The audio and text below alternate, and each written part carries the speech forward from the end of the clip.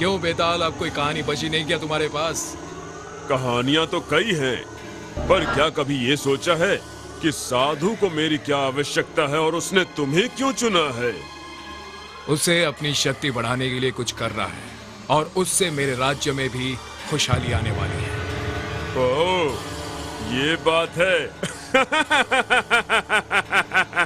विक्रम, तुम कुछ नहीं जानते हो। उसे अपनी अच्छी नहीं बुरी शक्तियां बढ़ाने के लिए मेरी आवश्यकता है। वो असल में एक तांत्रिक है। अच्छा, अब ये सब बातें रहने दो। अब बताओ कि तुम्हारे पास कोई कहानी है भी या नहीं? अभी नहीं मान रहे हो ना, पर जल्द ही मान लोगे। शायद अभी तुम्हें सब कुछ बताने का समय नहीं है। चलो ठीक है, मैं तुम्हें एक और कहानी सुनाता हूँ। बहुत पुरानी बात है।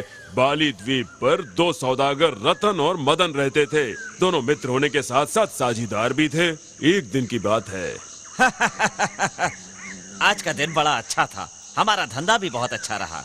हाँ, और आज तो हमें एक से एक लोग भी मिले। हाँ, तुम्हें वो मोटू याद है जिसकी छोटी सी मूछें थी? पहले तो मुझे लगा कि उसके नाक के नीचे मक्खी बैठी है। बस अब और मत हंसाओ, पेट में दर्द होने लगा है। ओह, चलो अब थोड़ी देर आराम कर ले।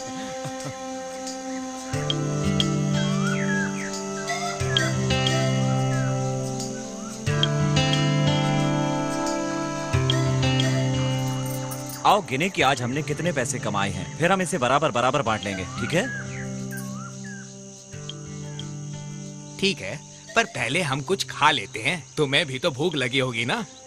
जोर की, मुझे भी बहुत भूख लगी है।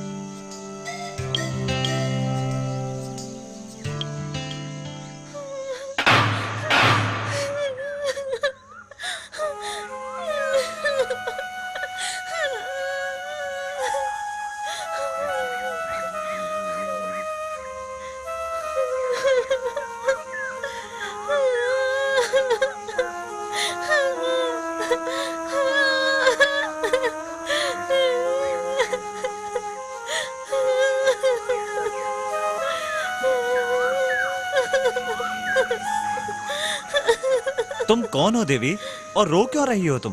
मैं अपने पति के साथ जंगल से गुजर रही थी, तभी लुटेरों ने हमें लूट लिया। लूट लिया?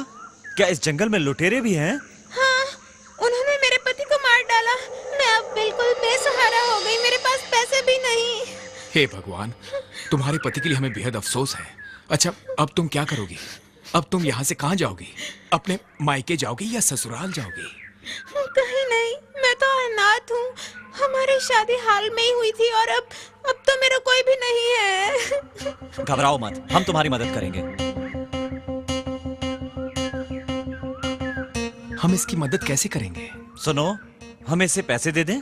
लेकिन ये कहाँ जाएगी यहाँ से? इसका तो कोई घर भी नहीं है यहाँ पर। और हम इसे अपने साथ भी नहीं ले जा सकते। हाँ, अगर क्या?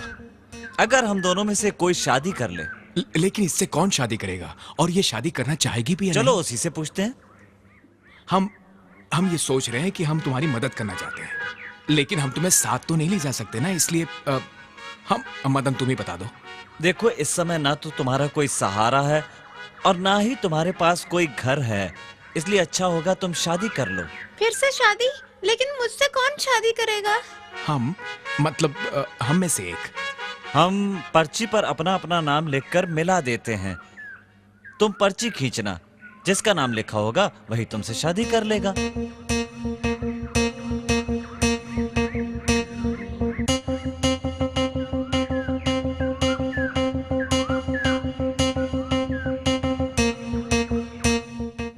पर्ची पर मदन का नाम था, इसलिए उसने उस स्त्री से विवाह कर लिया। 1 साल बाद उस स्त्री ने एक खूबसूरत बच्चे को जन्म दिया। मदन बहुत खुश था, परंतु बच्चे के जन्म के तुरंत बाद मदन की मृत्यु हो गई।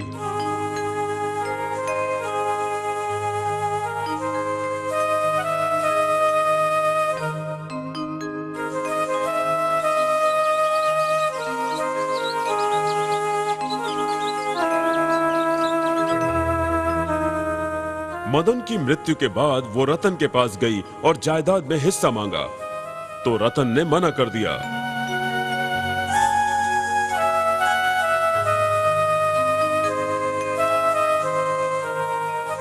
फिर वो फरियाद करने राजा के दरबार में गई।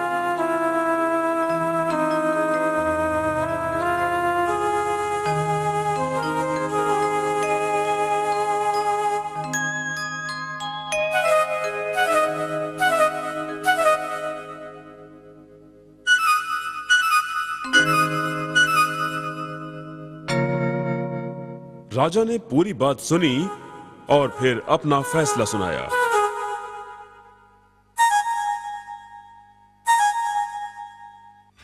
अब तुम बताओ विक्रम, क्या उस स्त्री की मांग सही थी और राजा ने क्या फैसला सुनाया?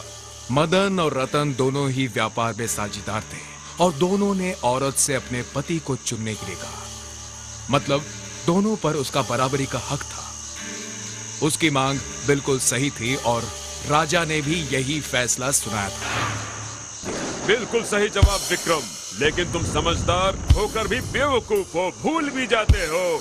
तुमने बोलकर मेरी शर्त तोड़ दी है, तो मैं चला।